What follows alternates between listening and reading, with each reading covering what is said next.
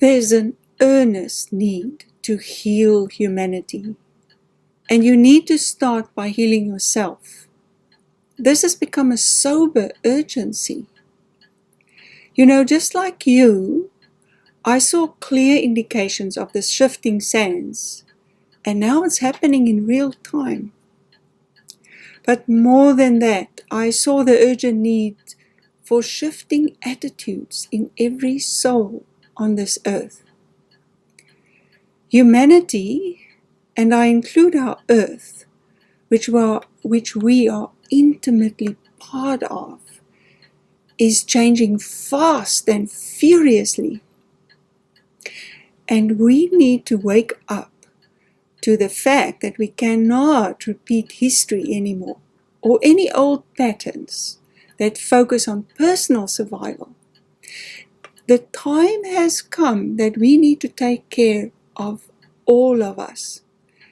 We need to become collectively conscious, and we need to have a collective conscience. We have to reconnect with life's truest constructive values and principles. And we need to choose leaders that benefit everyone. I've written this about these principles in my book, The Riddle in the Mirror, A Journey in Search of Healing. I've also written about this in some of my blog articles. And I urge you to embrace the responsibility to stop projecting shadows of pain and blame onto others because of a survival instinct which results only in hatred, destruction, and war. We all need to dig very deeply to find true values and true principles that sustain life and progress for all of us on earth. You know, the challenges that America is echoing is a symptom that suggests an illness in our whole world today and in every individual soul. If we do not look forward to the future in a new way, having to live in a new way, in a constructive way, we will repeat old patterns historically that takes us into mistrust, power hunger, greed over each other, and destruction, which, you know, history shows us so clearly how we've destroyed each other, ourselves actually. So this is a time to grow forward, and we need to find new ways to do that. The best way to do that is to have a new mindset in our psyche, a new way to treat each other. We have to conduct ourselves in totally new ways, respectful ways towards each other. So the path forward is a new one that requires new attitudes. Our immediate challenge in this current political climate is to understand the urgency of healing ourselves, and in that way healing humanity. The political chaos at the moment indicates an unsolved collective pain that originated in our past and still controls every individual's DNA. We are a lost humanity because we have not taken care of our own healing and of each other.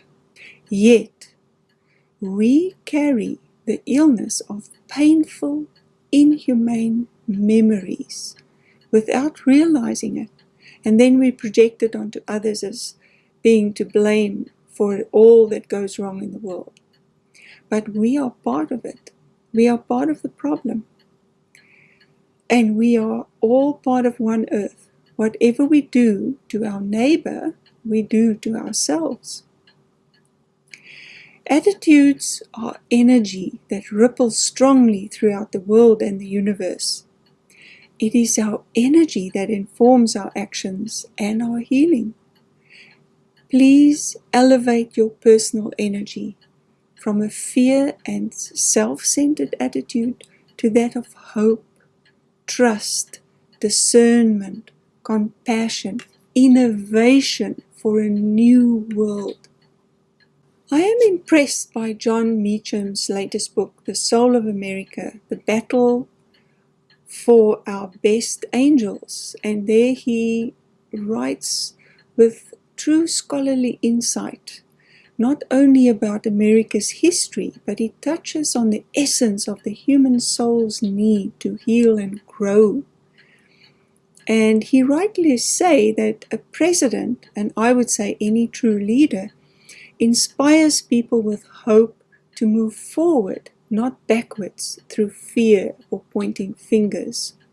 I don't like it when people say this isn't America, because that lets us off the hook. Right.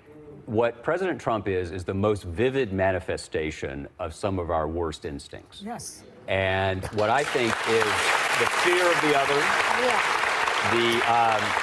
the paranoid style, the idea that there's a conspiracy, that immigrants are coming, and to some extent what the president's governing on is a politics of grievance and white nostalgia, honestly. Oh, yeah. Yeah. And fear of people who are not white. Otherism. But historically speaking, the presidents we want to emulate and the presidents we commemorate are the ones who pointed forward, not at each other. He doesn't care about that.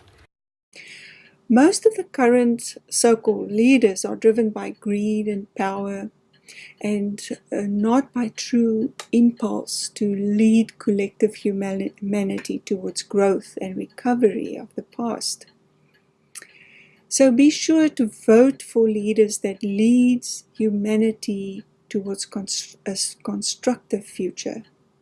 But most of all, I want you to be that constructive leader yourself in your personal world. Each one of us needs to work on ourselves. Whatever fear lingers in your psyche, address it instead of projecting it onto others. Own responsibility for your own healing. We need now more than ever before to work towards healing of our past wounds individually, and in that way contribute to the healing of humanity. We need to take care of ourselves, our earth, and each other. Do not live in the past. Do not live in fear. Love and blessings to you.